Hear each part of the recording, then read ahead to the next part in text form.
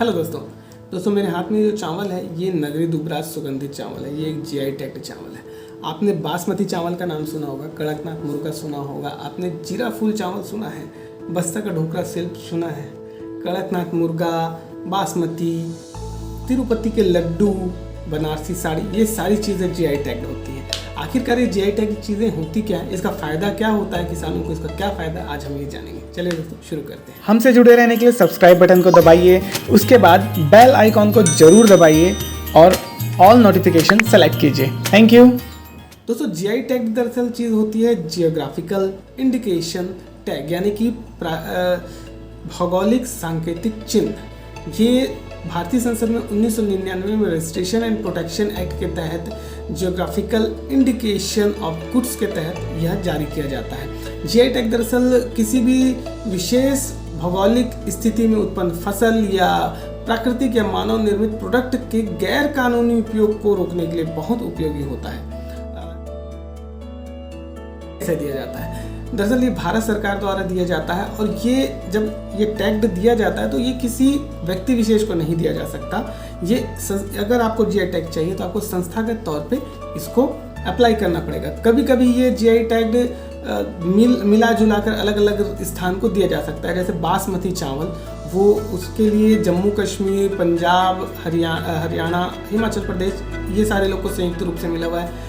रसगुल्ला हो गया तो उड़ीसा और बंगाल को, पश्चिम बंगाल को यह संयुक्त रूप से जीआई टैग मिला हुआ है। तो इस प्रकार से जीआई टैग मिल सकता है, व्यक्ति विशेष को नहीं, संस्था, राज्य, स्थान विशेष को ये प्राप्त होता है। जब भी कोई भी जीआई टैग दिया जाता है तो उससे पहले उस वस्तु की गुणवत्ता और उसका अधिकतम उत्पादन उस स्थान विशेष पे कितना होता है ये देखा जाता है। ये चीज़ का विशेष ध्यान दिया जाता है कि अगर किसी फसल को या प्रोडक्ट को वहाँ लेना है तो उसका उस विशेष जलवायु पर का क्या योगदान है, क्योंकि कई सारी ऐसी चीज़ें होती हैं जो एक विशेष परिस्थिति में, एक विशेष जलवायु में ही उत्पन्न होती है। जैसे आसाम की चाय, जी आसाम की चाय भी जीआई टैग्ड है। पूरी दुनिया में चाय की खेती की जाती है, लेकिन जो आसाम की चाय होती है उसकी बात कुछ अलग होती है। तो इस तरह का जलवायु का प्रभाव उस प्रोडक्ट में कितना है ये बहुत विस्तृत तौर पे देखा जाता है। दोस्तों अब बात आती है वैलिडिटी की। वैलिडिटी यानी कि कितने साल तक ये मान्य है, तो ये करीब 10 साल के लिए मान्य होता है और 10 साल बाद आपको उसको रिन्यू कराना पड़ता है। इसके लिए आपके चेन्नई स्थित ऑफिस में भारतीय वाणिज्य मंत्रालय के तहत उसकी विभिन्न वेबसाइट के माध्यम से आपको एप्लीकेशन लगाना पड़ता है। अब सबसे बड़ा प्रश्न ये है कि किसानों को फायदा क्या है।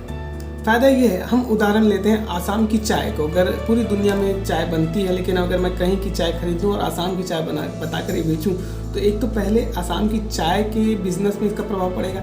आसाम की चाय की गुणवत्ता, उसके नाम भी खराब होगा। तो इस तरह के गैर कानूनी उपयोग को रोकने के लिए हम अगर किसी जीआई टैग का इस्तेमाल कर लें तो हमारा फिर नाम का इस्तेमाल कोई दूसरा नहीं कर सकता, वो गैर कानूनी होता है और फिर कानूनन उसके तहत जो सज़ा का प्रावधान है वो किया जाता है। दूसरा कि ये एक प्रकार का जीआई टैग आपको मिलने के बाद वो चीज़ आपकी ब्रांड हो जाती है।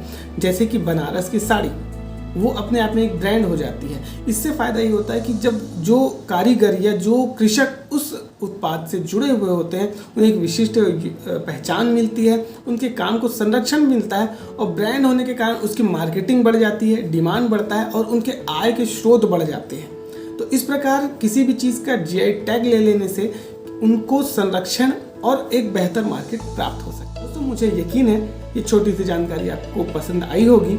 अगर आपको ये वीडियो पसंद आया तो प्लीज़ मेरे वीडियो को लाइक करें, सब्सक्राइब करें और शेयर करें। जल्दी मिलते हैं। धन्यवाद। जय हिंद।